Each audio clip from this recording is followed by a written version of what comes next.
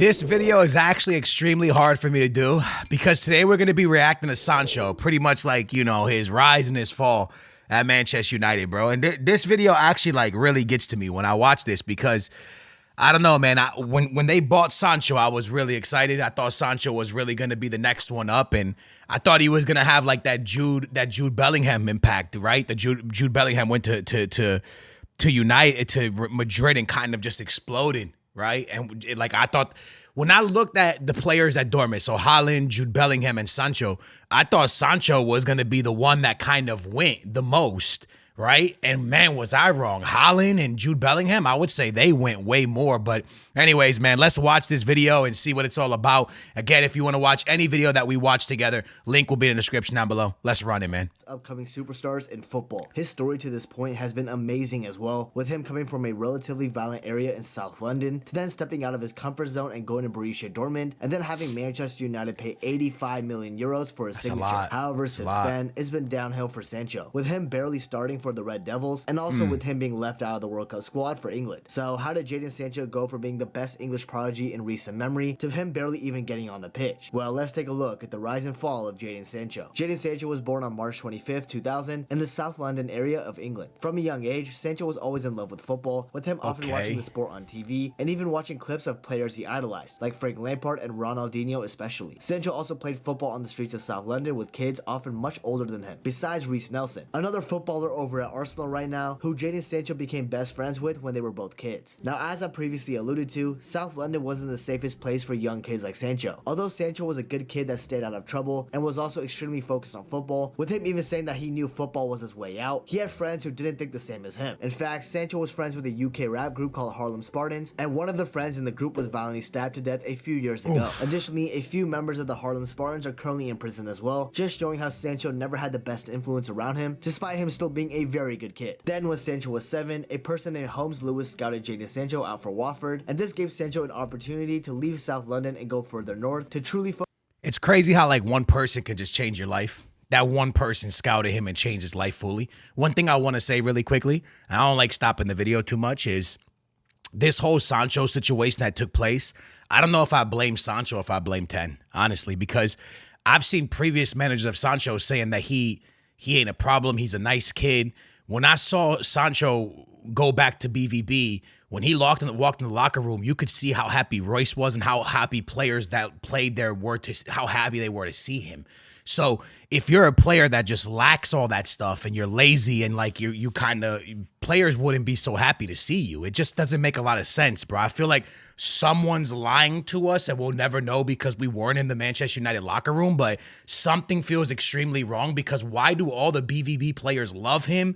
Why do all of his ex-coaches speak good about him? But Ten wants this massive apology from him. I just don't really get it. Focus on his footballing dreams and also to stay out of trouble. Then Jadon Sancho started balling out for the Watford youth teams almost immediately. The coaches at the club saw how special of a player Sancho was, with him being very quick and skilled with a ball at his feet. Sancho was so impressive that when he was 11, Chelsea and Arsenal were after his signature to convince him to join their youth teams instead. However, Jadon Sancho was committed to Watford and felt like staying at the club was the best option for him at that moment of time. Then, a few years later, when Sancho was 14, he told one of the Watford coaches that he had a huge desire to play for one of the biggest European clubs in the world and how that would help him accomplish his dream of representing England. And that's when a little bit later, Sancho made the decision with his family to move to Manchester City in March 2015 for a fee of £66,000, a bargain for a boy that was so talented. Jadon Sancho was obsessed with being the best player he could be with the Man City youth team. More often than not, Sancho started to win the player of the tournament in every single youth competition he was a part of. Additionally, Sancho felt like he had a chip on his shoulder. While his youth teammates at City were hanging out with each other every weekend, doing fun stuff like partying, Sancho made the long trip to London every single chance he got to see his family, showing that he felt the responsibility for his family's well-being and how motivated he was to make it. In fact, 2 years after joining Man City in May 2017, the Man City chairman said that Jadon Sancho was impressing so much that he would be fast-tracked into the senior setup, and in City's preseason, he was starting to train with Pep Guardiola and the first team. This is where a problem arises though, because City offered Jadon Sancho a professional contract. However, there were no assurances with how much playtime he was going to get with the main squad, which kept the contract talks going longer than normal. Then in July, Sancho was left out of City's preseason squad going to America due to the dispute over how much game time he was going to get. That's when Borussia Dortmund came in during the month of August and offered Man City £8 million to take Sancho off their hands, with Dortmund providing more assurances with first-team action, Sancho accepted That makes BVB's sense. proposal and was on his way to Germany to have his best chapter of his football career so far. But real quick before we talk about that though, please remember to subscribe to the channel. I really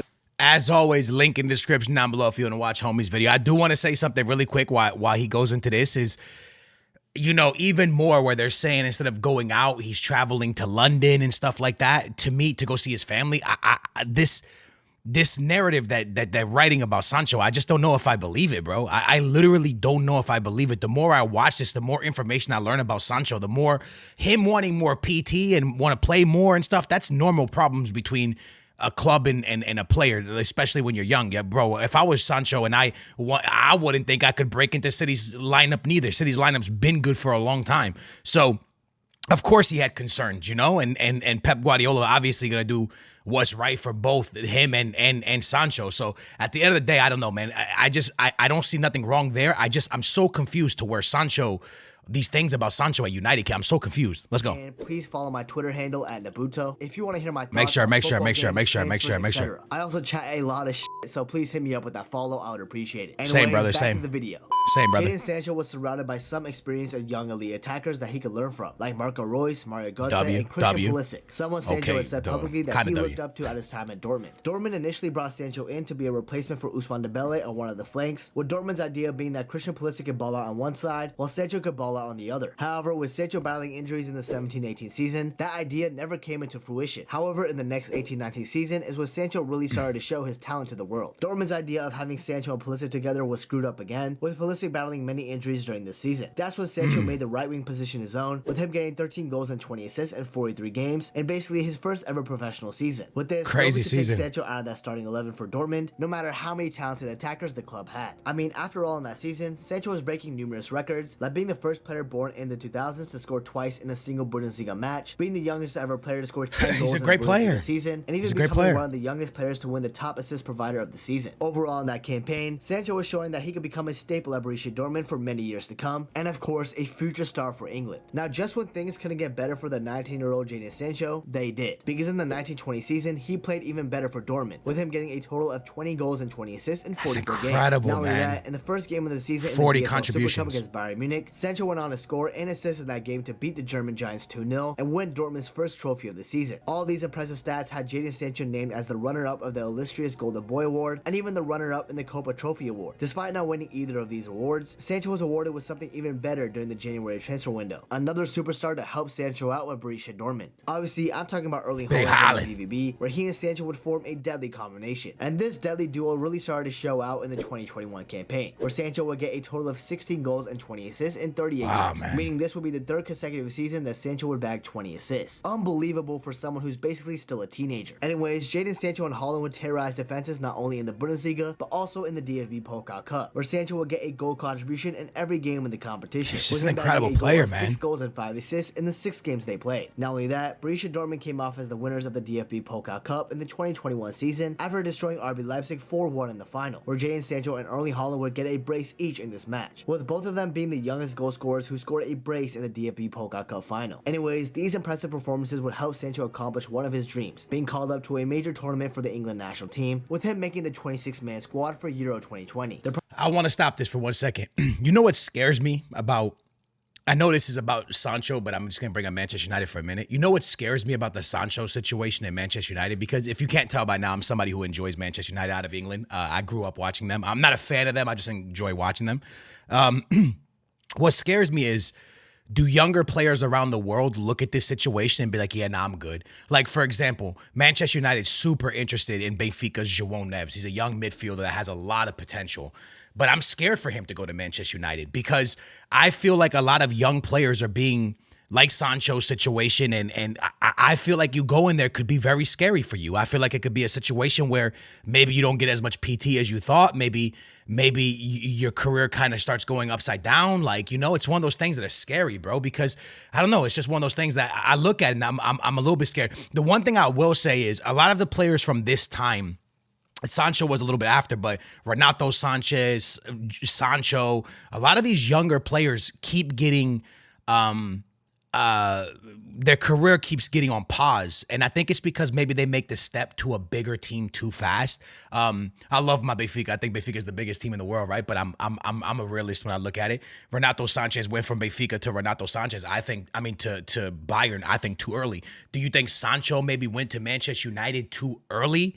I don't know. That's. Let me know what y'all think, man. Problem is, Sancho barely got to play in this tournament, with him only getting a total of 97 minutes at the competition. This is because the England manager, Gareth Southgate, preferred to start an out-of-form Raheem Sterling, an extremely young and raw Bukayo Saka, someone who wasn't as good as he is now, and a returning from injury Jack Grealish. It was no question that Jadon Sancho was the most informed England winger at the time, but Southgate and his Premier League bias thought otherwise. And with this bias, Southgate made Sancho face one of the worst moments of his career, subbing him on in the Euro 2020 final with 1 minute left of extra time to take a penalty kick after barely playing in the Euros all summer. Without even having a warm-up, Sancho had the pressure of his country on him as he was set to take the 4th penalty in the shootout, where as we all know, he missed. This miss from Sancho and the entirety of the Euro 2020 tournament was the start of his fall in Sancho's young career. It didn't seem like that initially though, because in the same summer, many big English clubs wanted his signature, like Chelsea, Liverpool, and eventual winners Manchester United, who signed him for Borussia Dortmund for 85 million euros. Sancho really went from the blue side of Manchester to the red without a second's doubt. He did not care at all of betraying his youth team. He was ready to help the Red Devils as soon as possible. However, his first season didn't go to plan whatsoever, with him not playing a full 90 minutes for United all the way up until November, where he got the start against his old team Watford, and him only scoring his first goal for the club in the Premier League against Chelsea a week after that. In total for that 21-22 campaign for Sancho, he only managed to get a measly 5 goals and 3 assists in 38 games, massively underperforming in his first season for United. However, this wasn't entirely Sancho's fault though. During the summer transfer window, in order for United to salvage their respect as a club, with City getting close to signing their biggest ever legend, Cristiano Ronaldo, United had to move quick to sign their legend back to the club, which completely overshadows Sancho's move to United and changed the entire game plan surrounding him. Plus, with United's managerial future falling into uncertainty, with the likes of Solskjaer and later Ragnick getting sacked, it just becomes hard for a player to adapt to these heavy managerial changes in his first season. So when Erik ten Hag was appointed to be the long-term manager of United in the summer of 2022, it was expected that Sancho would play a big part in his plans, but we all thought wrong. That's because after the 22-23 campaign concluded, Jadon Sancho continued his terrible form, with him getting 7 goals and 3 assists in 41 games. Now initially in the season, things were looking bright for Sancho, with him bagging a goal against my beloved Liverpool to beat us 2-1, and then bagged an away goal against Leicester to win 1-0. However, despite these 2 goals in 2 months with United, a lot of England fans still expected to see Jadon Sancho on that World Cup squad in Qatar, since he was still a very important player for England's plans in the future. However, Southgate thought otherwise, and after playing a part in embarrassing him at the Euro final, he decided to leave him out of the World Cup squad.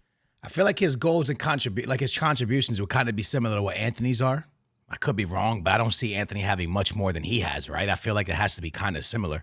But anyways, leaving him at home. It seemed like Sancho took this hard as well, with him at the time privating every post on Instagram and having a black screen profile picture after this news of him being left out became public. Then, while the players were at the World Cup, United were having a preseason and mid-season to have players stay fit so when the Premier League resumes, they can be ready. However, Ten Hag left Sancho out of these plans, saying that it's better right now for Sancho to focus on his individual training program to try and bring his fitness and mentality back to where it needs to be. Clearly, things have been tough on Sancho, and he's trying to fix things up to go back to the level he was at with Dortmund. However, even with this, Sancho is still struggling with Manchester United, with him being more of a role player than a starter with United in the 23-24 season so far. And in my opinion, I don't think anything is going to change for Sancho. The truth is, there's no system at United that crucially needs Jadon Sancho to be in the plans. Ten Hag prefers his other wingers, like Rashford, Antony, and even Garnacho ahead of him. Therefore, in my opinion, I think if Jadon Sancho wants to turn things around in his career, he has to leave United. He's still very young, with him only being So this video came out before he left. European clubs obviously he's at BVB now, man. So I mean, that put a lot of like perspective on like the Sancho situation, man. I think it was a young guy that stepped up for a penalty that was a little bit tough on him, but more importantly, you know, when he got to Manchester United, like with Ronaldo, there's a lot, bro. Like obviously a lot of the flow is going to come through Ronaldo. You're changing managers consistently, pretty much with United, and then you're just out of touch with what's really going on. And it stinks, man. Maybe what Ten's saying, maybe he is lazy, but for me, I just don't really understand.